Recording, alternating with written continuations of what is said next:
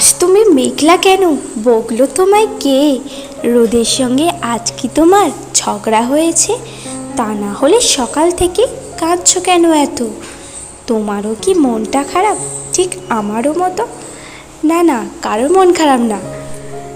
কবিতাটা হঠাৎ করে আমার মাথায় এলো, তাই তোমাদেরকে শোনালাম।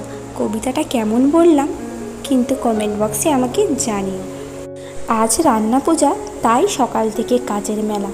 বাবা সকালবেলা বাজারে গিয়েছিল, বাজারে গিয়ে প্রায় 9 কেজি মতো ইলিশ মাছ আর 5 কেজি মতো চিংড়ি মাছ নিয়ে চলে এসেছে।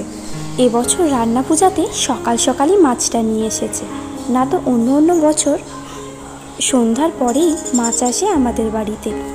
সেই মাছগুলোকে বাবা আর রোহিত মিলে সমস্তটা ভালোভাবে কুটে বেছে দিয়েছে, আর আমি সেগুলোকে ফ্রিজে তুলে রাখলাম।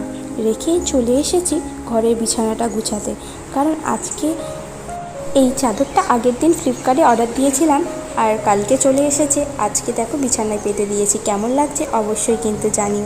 তো হ্যালো বন্ধুরা, সবাই কেমন আছো? আশা করছি সবাই খুব ভালো আছো, আমরাও ভালো আছি।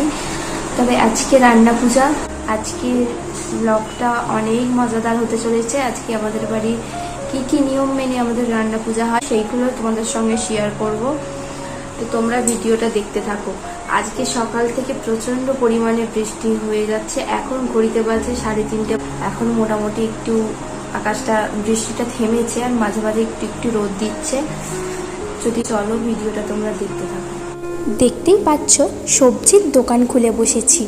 না না, এটা সবজির দোকান না, এটা আমাদের বাড়ির রান্না পূজার বাজার। দেখতেই পাচ্ছ আগের দিন এই বাজারগুলো করে এনে রেখে দেওয়া হয়েছে। এখন সেগুলোকে আমি ভালো মতো ধুয়ে নেব। এবছরে ঠিক করেছি আমাদের এই নতুন কিচেনে আমাদের রান্না পূজার রান্নাটা হবে। নিচে ভাতটা আর বাকি যেগুলো আছে সেগুলো হবে, কিন্তু এই ভাজা, মাছ ভাজা এইগুলো ওপরের রান্নাঘরেই হবে। আজকে সকালের বৃষ্টিতে আমাদের উঠোন পর্যন্ত জল উঠে গিয়েছে, যার জন্য ভাবলাম নিচে সবাই মিলে ঝামেলা না বাড়িয়ে এই ওপরে কিছুটা করলে অনেকটা সুবিধা হবে। তার জন্য এই উপরের নতুন রান্নাঘরে আজকে রান্না পূজার রান্নাটা করব। তো এখন দেখো বন্ধুরা, আমি সমস্ত যে সবজিগুলো এনেছিল সেগুলো ভালোভাবে ধুয়ে রাখছি। তো চলো তোমরা ভিডিওটা দেখতে থাকো।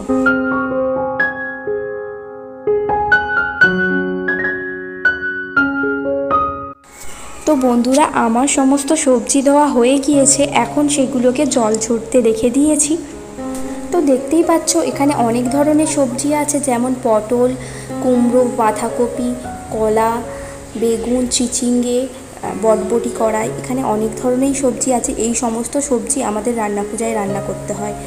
তো আমি রেডি হয়ে চলে এসেছি আনাজ করতে। শুধু আমি নয়, এখানে অনেকে আছে, যেমন দিদি আছে, রোহিত আছে, রাজ আছে আর আমি আছি। সবাই মিলে সবজি কুটতে বসেছি। আর এখন দেখো এই কুমড়োটাকে কাটতে মানে দিদি হিমশিম হয়ে যাচ্ছিল। কুমড়োটা ভীষণ শক্ত ছিল। আর দেখো কিছুটা কেটে রোহিত কী করে।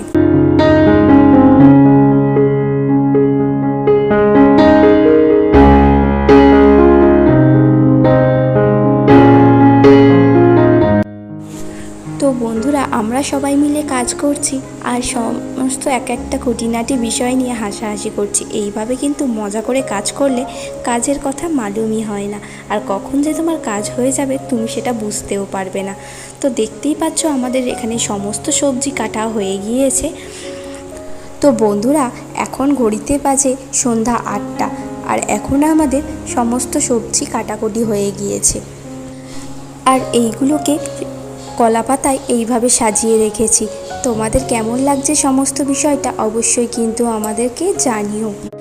আমার মায়ের বাড়িতেও রান্না পূজা আছে, কিন্তু বিয়ের আগে প্রতি বছর এই রান্না পূজার দিনটা আমার মামার বাড়িতে কাটতো, আর সেখানে আমার অনেক বন্ধুবান্ধব, আর সেখানে প্রতি বছর এই রান্না পূজার দিনটা ভীষণ আনন্দের সঙ্গে কাটাতাম। আমরা পিকনিক করতাম, সবাই মিলে একসঙ্গে রাত জাগতাম, দারুণ একটা মজার ব্যাপার। তো যাই হোক, এখন দেখতে পাচ্ছ মা এই রান্না পূজার রান্নাটা করবে, তার আগে ঠাকুরের ভাত করতে হয় আর এইভাবে উনুনটা পুজো করতে হয়। তো সেটাই মা করছে, দেখতেই পাচ্ছ।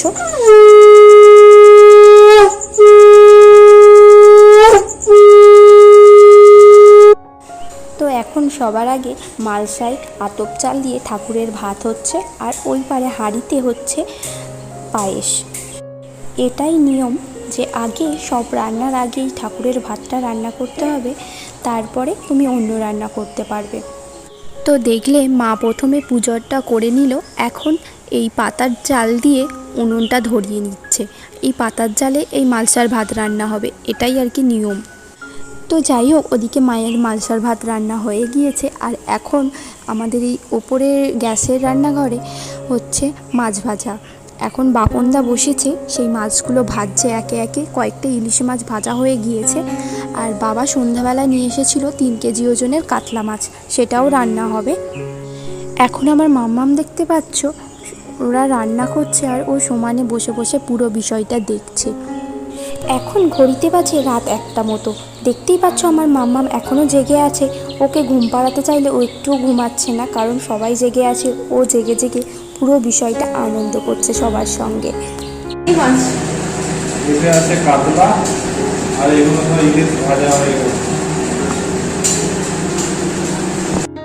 তো আমাদের সমস্ত মাছ ভাজা হয়ে গিয়েছে। ওইদিকে উনুনে মা যে কুমড়োর তরকারি, বাঁধাকপির তরকারি, ওইগুলো সব হয়ে গিয়েছে, আর এখানে শুধু এই ঢ্যাঁড়সটা ভেজে নিলেই আমাদের কমপ্লিট।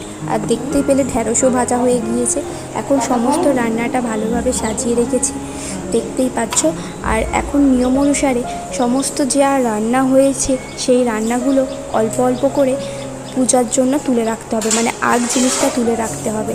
এখন প্রায় ঘড়িতে বাজে রাত 3টে মতো। আমাদের সমস্ত রান্নাবান্না কমপ্লিট।